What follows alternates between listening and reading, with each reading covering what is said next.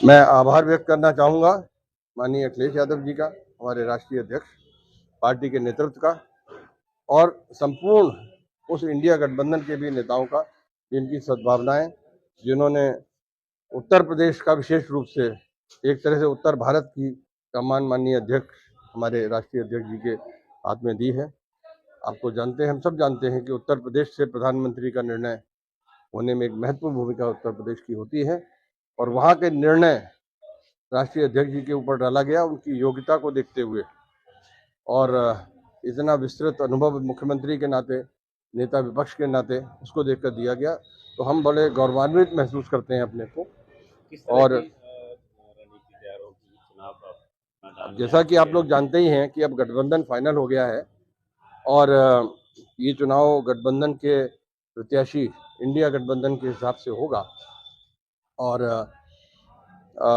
तो यहाँ पर जो बरेली का चुनाव है, इसमें अगर माननीय हमारे संतोष जी भाई साहब अगर बीच में आते हैं चुनाव में, जैसा कि मुझे लगता है वो लड़ेंगे, और आप लोग भी जानते होंगे शायद, तो वो चुनाव होगा तो ये निश्चित रूप से बहुत ही रोचक चुनाव होगा।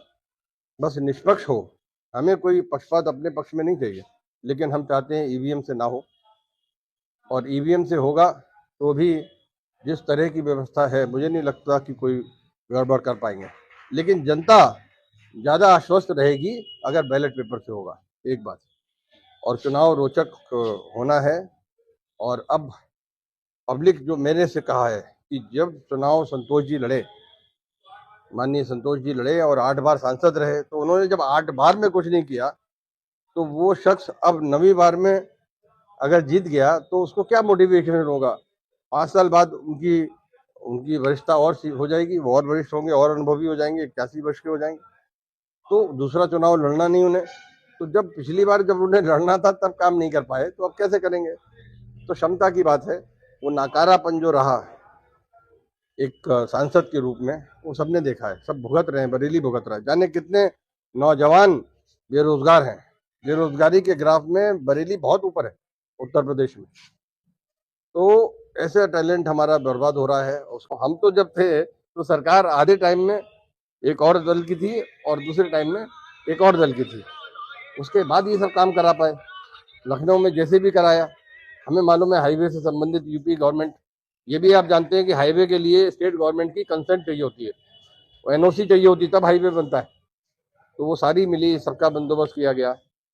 तो मैं यही देता हूँ कि ये समीकरण सब लोगों की जानकारी में, और एक भारी मतों से इस बार हम तो जा रहे हैं। अब जैसे गठबंधन की घोषणा हो रही है, तो हम तो चाहेंगे कि वो न्याय यात्रा बरेली तक आए, और माननीय राहुल जी जो हैं यहाँ पर आए, क्योंकि अब राहुल जी के लगन, उनके डेडिकेशन, उनके त्याग, उनकी तपस्या जो न्याय यात्रा के माध्यम से 2 बार हुई है, तो सारा देश देख रहा है। मोदी जी ने सवाल उठा दिया है कि ईवीएम से चुनाव ना हो, शक है आपको? ये मेरी उसमें है, जनता जो है, भारत की जनता ये चाहती है कि ईवीएम से ना हो। बैलेट पेपर से जो अमेरिका में हो रहा है, ऑस्ट्रेलिया में हो रहा है, तमाम देशों में हो रहा है, पूरी दुनिया में हो रहा है, चंद देशों में, तो फिर इंडिया में क्या जरूरत है कि बैलेट इससे कराया जाए। मोदी जी कह रहे हैं 370 हटाई तो इस बार 370 सीटें आएंगी। वो अगर ये कह रहे हैं तो मैं चुनौती देना चाहता हूँ, मेरी भी वरिष्ठता कम नहीं है। मैं 89 में अगर देखा जाए तो चुनावी राजनीति में हम मोदी जी से सीनियर हैं। तो हम 89 में एमएलए बन गए थे, तो हम अमित शाह जी से भी सीनियर हैं। तो जहां तक उसका सवाल है, तो मैं चुनौती देता हूँ कि बैलेट पेपर से करा लें चुनाव, और फिर देख लें।